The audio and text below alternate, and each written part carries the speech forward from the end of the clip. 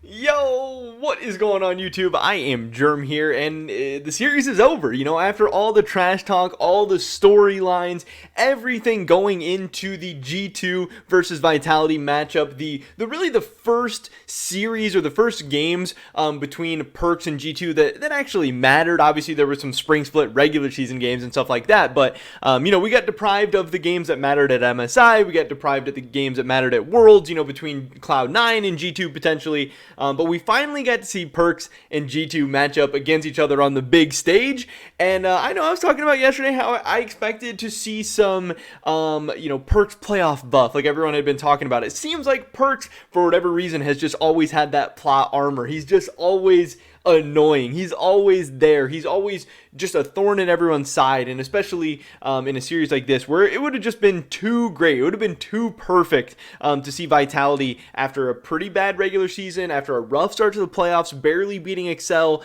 to come out and sneak a win against G2 or to knock them out somehow. But man, did that not happen. And now Vitality, I think, are in a really, really bad situation where I don't really see a great future ahead for them. I don't know. I think there's going to be some tough times ahead for Vitality and a lot of their players, but we'll be talking about that in this video today. So definitely drop a like if you guys do enjoy it. I would appreciate that so much. And subscribe to stay up to date on all my latest content. With that being said, let's get right into this one. So just want to talk about all the series and then kind of get into the whole Vitality is finished part, because like I said, I really don't think things are that pretty. So, we have how the series went at 3-0 for G2. Some hype moments, some interesting moments, but for the most part, I mean, hey, a 3-0 is a 3-0. This was kind of a stomp, and a lot of different players on G2 had really big moments. I think that's what's kind of interesting. In game one, 5-1 from Flocket on Zeri, showing that he can actually play Zeri at a high level, because I know that was a criticism that kind of people had for G2 the past week. They were banning Zeri on blue side. Now, not only are they picking Zeri, but they're going 5-1. Jankos with a 6-3 game. In game two, this was all Broken Blade. 6-1 on Jax. Flocket with another good game, going 6-0 on Jinx.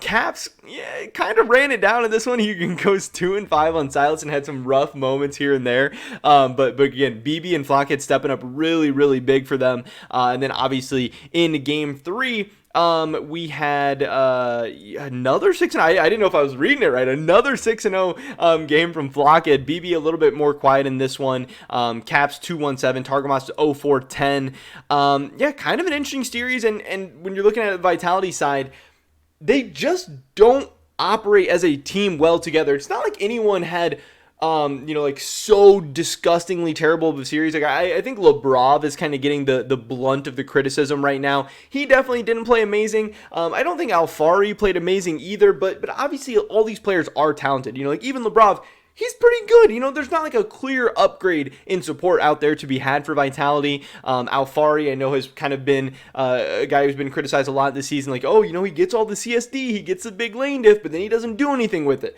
Perkz has kind of been up and down.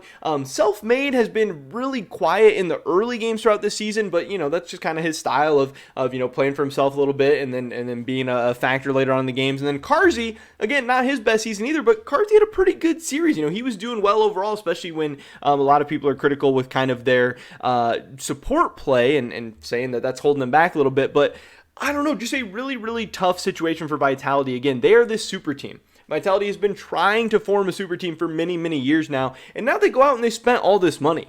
Perkz is not cheap. We know that from the numbers that were being thrown around last year around Cloud9, and also Cloud9 saying that they, for the most part, recouped everything they spent on Perkz by selling him off to Vitality. So this is a very, very expensive player. Alphari's not cheap. Signing Carzzy probably wasn't cheap. This is an expensive team.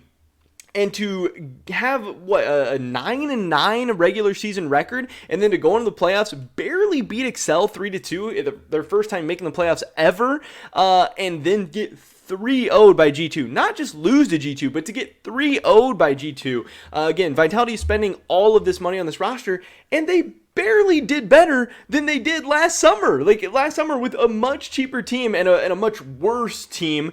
They lost 3-2 in the first round of the playoffs. Now they lose 3-0 in the second round of the playoffs. Is that much better? Is this a step in the right direction for Vitality? Like, this has to feel really, really bad for the org, for the management, for the investors, the people writing the checks.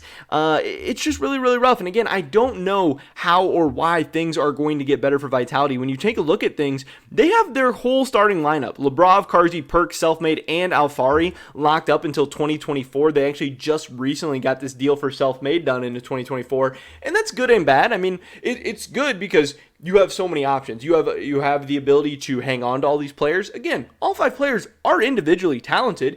Maybe this team can continue to grow and mesh, and maybe the synergy is going to get there. They're going to develop a play style. Maybe everything's going to work. Maybe it's not, and you decide, you want to sell off some of these players to other teams. Now, it sucks that probably a lot of these players are hurting their own individual values and stuff right now, but you have these guys locked up for a long time. But again, the downside is, like, this is what you're working with. And when you look at like Vitality B, the academy team, you have Sigenda, Skeens, Leader, Diplex, Jeskla, and Jack Troll. Like, it's not like they have they don't have that amazing of an academy team. This team was like, I think the 4th best team in the LFL or something, like 4th or 5th in the LFL. I think 4th, but it's not a ton of like young, up and coming, exciting players. It's like a lot of guys we've already seen in the LEC, a lot of guys who have already kind of been disappointing in the LEC. So it's not like, hey, we just call up a guy or whatever. Like, even if you think Labrov has been disappointing, like, hey, do you think Jack Troll's going to do better? I know some people are saying like Vitality Advian would be better, but like, I don't think Advian's better than Labrov either.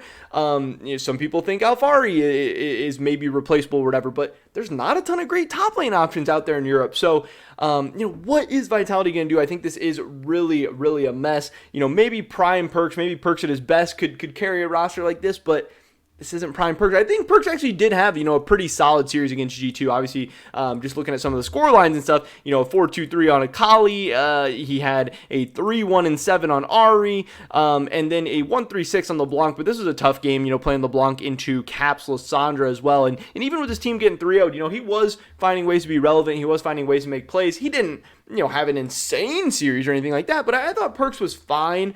And that's what makes it even harder about Vitality, since there isn't one player that's like clearly worse than the others or like clearly standing out in a terrible or disgusting way or anything like that. It makes it harder to make these changes. And all these players, like I said, they're individually talented, individually skilled, and individually popular. So making any kind of changes is also going to be probably unpopular with certain fans, certain groups, all that stuff. And yeah, I just don't envy the position that Vitality management is in. Again, despite spending all this money, making all these changes, going for a big home run, it's been an absolute flop. It's been an absolute failure. And I don't know if there's any changes to be made before spring split or before summer split. And if you just roll out the same team in summer split and you expect things to be different, I think that's rough, because I think a lot of the other teams in the LEC are still going to be leveling up. They're just going to be as good. Rogue, G2 with a lot of young players is definitely leveling up. Fnatic, Mad Lions, if they go out and make some changes, they might be a better team. Excel is already very, very close to Vitality. Like, they're just overall in a really, really rough spot. Fnatic taking some shots. They said, hey, at least they look good in scrims. Obviously talking about when Perkz said Fnatic wasn't looking good in scrims, so he wasn't worried about them, and he thought they were going to suck. Well, hey, now Vitality's sucking. They're going to be watching the rest of the playoffs from home. We had Selfmade saying, at least I improved at dog junglers this split. Again, this seems like he might be a little tilted. This seems like he's not exactly loving the play style, the drafts, the champions that he's being made to play. Maybe some issues and stuff going on. I think it's mostly joking, mostly just kind of memeing, but I don't know. It doesn't sound like Selfmade is too happy with how everything's going on. Perkz tweeting out humbling day, good game to Caps and Jankos. Has to be so tough for him to not only lose to his friends who they have, this like rivalry with, especially Caps, this rivalry they've dated back for so long. Caps is the guy who's coming in and replacing him. He's the mid laner for G2. That was always Perkz' spot. But losing to Carlos and losing to G2, Perkz didn't tweet at Carlos here. He didn't say anything nice to him. So I thought that was kind of funny. And yeah, so I don't know. Just tons of storylines. It's all wrapped up. We finally got to see Perkz playing against his old team in G2. But man, G2 absolutely smacked him around. And now Vitality's kind of finished. I'm really not expecting them to bounce back in the summer split. I'm really not expecting, I'm not predicting, I'm not guessing that this team's going to be going to Worlds And man, would that be a massive, massive disaster after the offseason they just had. But that is pretty much it for this video today, guys. Let me drop a like if you did enjoy it. I would appreciate that so much. Leave a comment down below. Let me know what you guys think is going on. Do you think Vitality's finished? Do you think they're going to bounce back in summer? Do you think they should make roster changes? I don't know. I'd love to hear your guys' thoughts and opinions. Subscribe, stay up to date on all my latest content. Hope to catch you guys in the next one. But until then, peace.